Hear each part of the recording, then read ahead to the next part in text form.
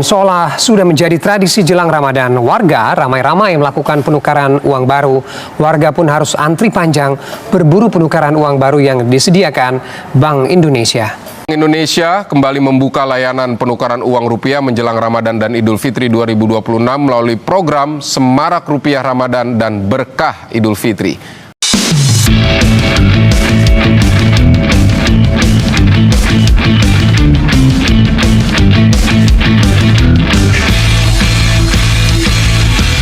Selamat datang di channel berita ini. Pemirsa, menjelang Idul Fitri, satu tradisi lama kembali memicu gelombang antusiasme di berbagai daerah. Tradisi membagikan uang tunai pecahan baru kepada anak-anak dan sanak saudara saat Lebaran kembali mendorong lonjakan permintaan uang kartal, dan tahun ini, fenomenanya terlihat lebih cepat dari biasanya.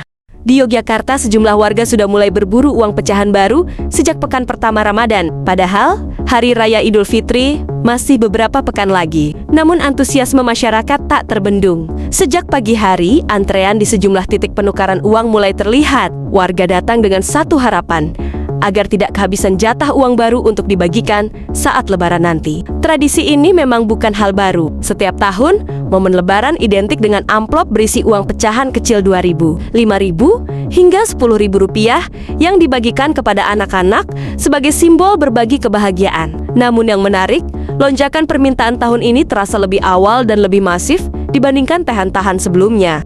Beberapa warga mengaku sengaja menukar lebih cepat karena belajar dari pengalaman. Di minggu-minggu terakhir Ramadan, antrean biasanya membludak, bahkan tak jarang masyarakat kehabisan kuota penukaran. Ada yang terpaksa mencari lokasi lain. Ada pula yang akhirnya menggunakan jasa penukar uang di pinggir jalan dengan biaya tambahan.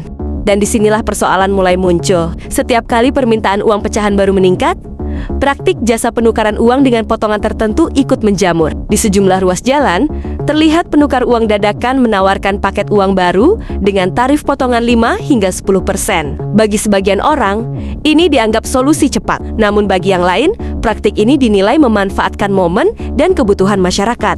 Fenomena serupa juga terjadi di Jakarta. Di beberapa titik layanan kas keliling, antrean mulai terlihat sejak pagi. Masyarakat datang membawa identitas dan uang yang akan ditukarkan sesuai dengan aturan yang berlaku. Kuota penukaran dibatasi per orang untuk mencegah penimbunan dan memastikan pemerataan distribusi. Di Surabaya, suasananya pun tak jauh berbeda. Warga rela datang lebih awal demi mendapatkan nomor antrean. Bagi mereka, uang baru bukan sekadar nominal, tetapi bagian dari tradisi dan simbol perhatian. Memberikan uang yang masih rapi, belum terlipat, dianggap sebagai bentuk penghormatan dan ketulusan kepada penerima. Menariknya, meskipun transaksi digital semakin meningkat, peran uang tunai dalam tradisi Lebaran tetap tak tergantikan. Transfer digital mungkin praktis, tetapi amplop berisi uang tunai masih memiliki makna emosional yang kuat. Ada sentuhan langsung, ada simbol kebersamaan, ada suasana khas yang tidak bisa digantikan oleh notifikasi di layar ponsel.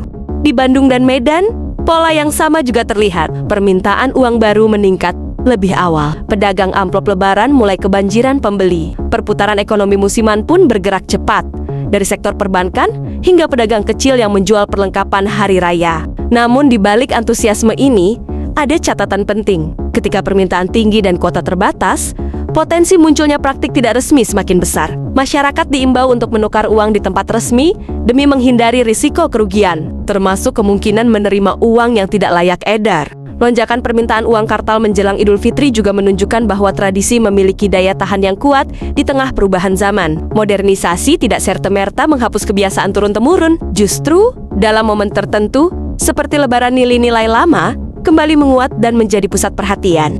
Pertanyaannya sekarang, apakah distribusi uang kartal tahun ini akan mampu mengimbangi tingginya permintaan? Dan apakah praktik penukaran tidak resmi akan kembali marak seperti tahun-tahun sebelumnya? Ini menjadi tantangan tersendiri yang perlu diawasi bersama. Yang jelas, menjelang Hari Raya, antrean penukaran uang baru diperkirakan akan terus bertambah. Tradisi berbagi tetap menjadi daya tarik utama, dan masyarakat tampaknya tak ingin kehilangan momen itu. Bagaimana menurut Anda? Sampaikan pandangan Anda di kolom komentar.